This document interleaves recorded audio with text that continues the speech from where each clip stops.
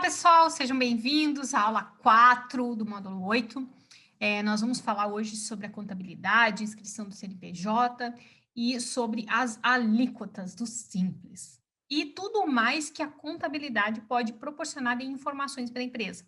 Então, eu acho que é extremamente importante que o advogado entenda tudo o que pode ser adequado às opções que a empresa tem, né? Todas as informações que a contabilidade pode dar, porque às vezes faz total diferença no nosso próprio trabalho. A gente está ali trabalhando para alinhar funcionário, contrato, alinhando contratos, fazendo acordos, né? Tentando reduzir custos, enfim, para o empresário, mas quando, na verdade, a gente está impedido de solucionar tudo aquilo ali por uma questão muito contábil. Então, é importante que a gente entenda a contabilidade da empresa e entenda também quando que a gente pode propor novas ações, porque ela já tem aí recursos para atingir, né, novos patamares. Então, tudo é um conjunto de ações. Bom, começando aqui, deixa eu abrir minha cola. Então, vamos lá. A inscrição do Cadastro Nacional da Pessoa Jurídica, né, o CNPJ, ele é feito pelo contador, né? Assim como o contrato social, muitas contabilidades, elas agem sempre no automático. Então, a gente precisa aqui, né, mais uma vez, prestar atenção para fazer as conferências desses documentos, de todos esses atos constitutivos da empresa, logo lá no início, antes dos registros, né? Antes de registrar, antes de mandar para a junta, antes de mandar, seja lá para o que for, faça a conferência desses documentos para ver se está realmente adequado a todos os portos que a gente viu. Então, no trabalho com micro e pequenas empresas, a realidade mais comum que a gente vê é a inscrição no Simples Nacional, né? Entretanto, se a gente for ver assim, é simples e é simples, e acabou. Simples Nacional e tá simples e acabou. Não é bem assim, tá? A alíquota do Simples, de recolhimento de impostos, o Simples, ela faz um jogo de valores, entende? Então, ela vai ser sempre calculada sobre a média dos últimos 12 meses de faturamento. Então, a cada mês que passa, a alíquota muda. A cada mês que passa, a alíquota muda, porque, né, tem a oscilação de faturamento e pode alterar a margem ao ponto de alterar a alíquota. Quando a empresa vai chegando perto dos 4,8 milhões de reais de faturamento anual, o que é indicado fazer? Porque às vezes, antes de atingir o teto, já é mais vantajoso fazer o recolhimento do imposto pelo lucro presumido, dependendo do setor da empresa. Então, a gente senta com o contador todos os meses, bateu 4 milhões, bateu 4,200, bateu 4,300, chama o contador, vamos começar a fazer uma simulação, se a gente fosse fazer pelo lucro presumido, quanto que daria de imposto? Daria um pouquinho mais, daria a mesma coisa.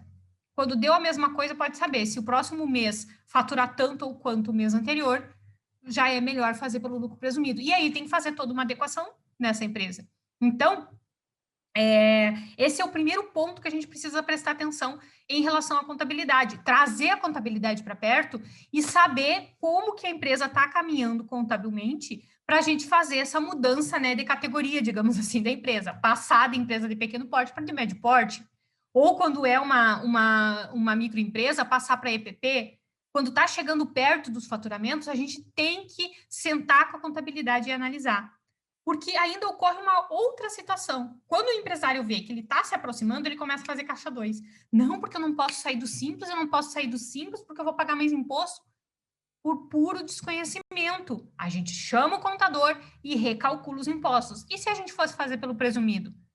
Como que seria? A empresa está com baixa margem de lucro. Não é melhor o presumido? Se ela está lucrando mais do que o presumido, não é melhor...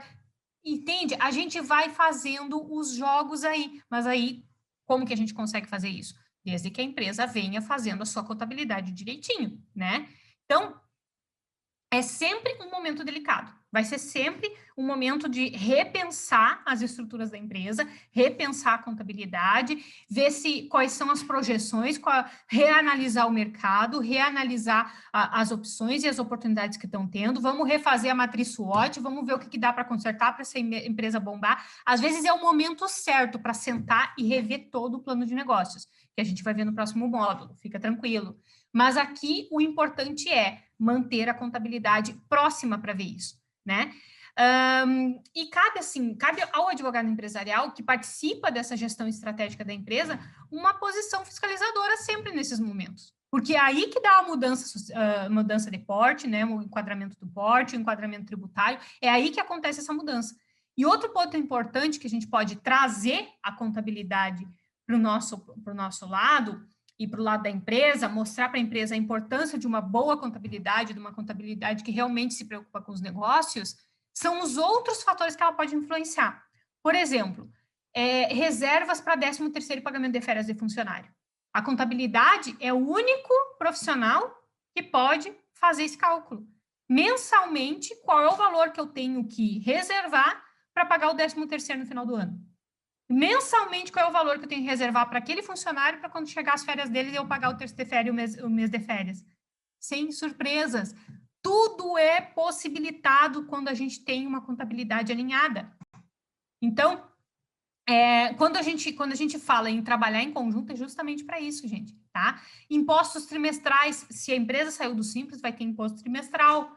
E aí, quanto que eu tenho que juntar todo mês ali, porque daqui 2, 3 meses eu tenho que pagar, né? Então, conforme a folha de pagamento, a contabilidade, ela tem sim condições de indicar os valores. É lógico que vai depender da empresa reservar esses valores de fato, tá? Mas é a contabilidade que informa esse valor.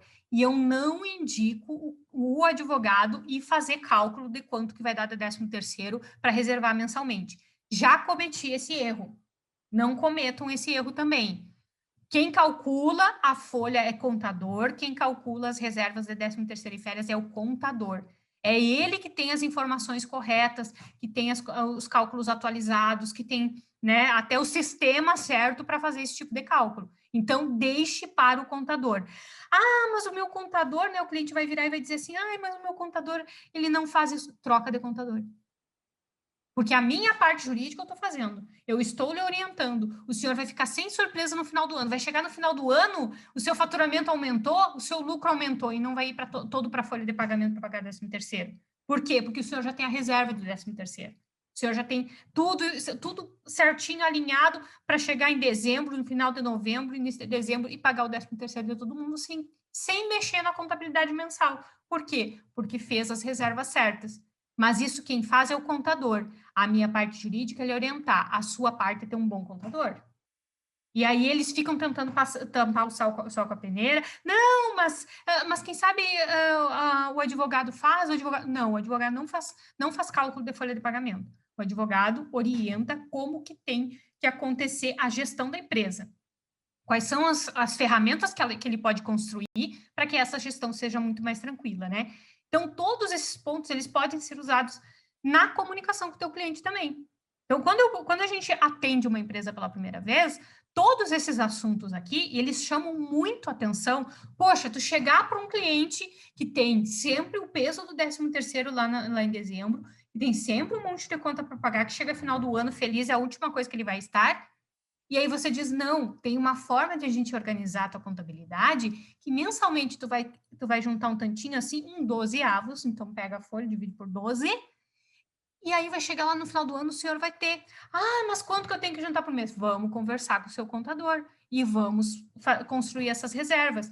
Gente, vocês não têm ideia do quanto os empresários se apaixonam pela gente quando a gente começa a dar essas ideias administrativas para cumprir direito trabalhista. E aí a gente reduz o processo trabalhista porque está cumprindo a lei trabalhista, está pagando. Estou trabalhando no trabalhista? Não, estou trabalhando na estruturação da empresa, né?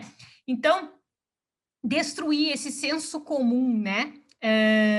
O outro ponto que a gente precisa trazer aqui também para o empresário, que também traz muito para o nosso lado, né? É tentar destruir o senso comum de que para ganhar dinheiro precisa sonegar imposto. De que para ganhar dinheiro eu tenho que dar um jeitinho, eu tenho que fazer um caixa 2. Eu quero crescer, mas eu só vou conseguir crescer se eu diminuir a minha carga tributária. Não, é o contrário. Vocês viram aqui no enquadramento dos portes todos ali, né, de societário tributário. Quanto maior o faturamento, maior vai ser a carga de imposto, mas ela vai ser compatível com o que tu está lucrando. Ela tem toda uma organização para ser assim. Então, a gente precisa, aos poucos, sentar com esses clientes e destruir essa ideia de que sonegação gera riqueza. Sonegação não gera riqueza, sonegação gera problema. Tem uma empresa que foi muito grande aqui na minha cidade, tá? Eu sempre trago o exemplo dela porque eu sempre ouvi falar até um dia que eu sentei à mesa com esse empresário e ele sonegou imposto a vida toda. A vida toda. Ele tinha, assim, 5 lojas lucrativas na área de artigos esportivos. E quando a Receita Federal pegou, porque daí ele usou laranja, ele usou de tudo, quando a Receita Federal pegou, a filha e a esposa dele foram presas. E ele não foi preso porque ele tinha passado as coisas para o nome delas. Olha só o tanto. E assim, milionária, dívida, impagável, com certeza, faliu, fechou todas as lojas, funcionário na rua, foram mais de 40 funcionários, eu acredito que na época e tudo.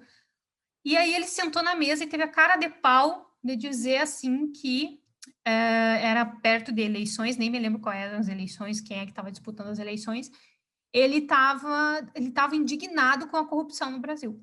Indignado que ele não ia votar em determinado candidato porque o candidato era muito corrupto. Eu fiquei olhando assim e disse, meu Deus.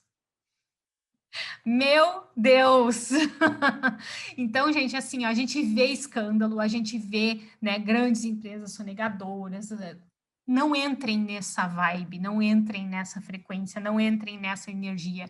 As empresas que mais crescem são aquelas que estão investindo em proteção do meio ambiente, investindo nos funcionários, investindo em capacitação, investindo em tecnologia, investindo na qualificação, ou seja, indo pelo caminho certo, de uma boa administração, de uma boa gestão, né? Então, quando a gente vem aqui para tratar da contabilidade com os nossos clientes, a gente tem que mostrar esse lado. Ele vai ter a coisa muito mais organizada, muito mais tranquila, muito mais rentável, muito mais verificável. A gente vai conseguir mensurar o crescimento dele. Porque enquanto ele estiver fazendo caixa 2, sonegando imposto, maltratando funcionário, a gente não consegue fazer uma empresa crescer. Na próxima aula, a gente vai ver a segunda grande fonte de preocupação dos empresários, que são as licenças. E aqui a gente entra, né, numa outra classificação de problemas, que são as fiscalizações. Então, na próxima aula, aula 5, nós vamos ver licenças, todas elas.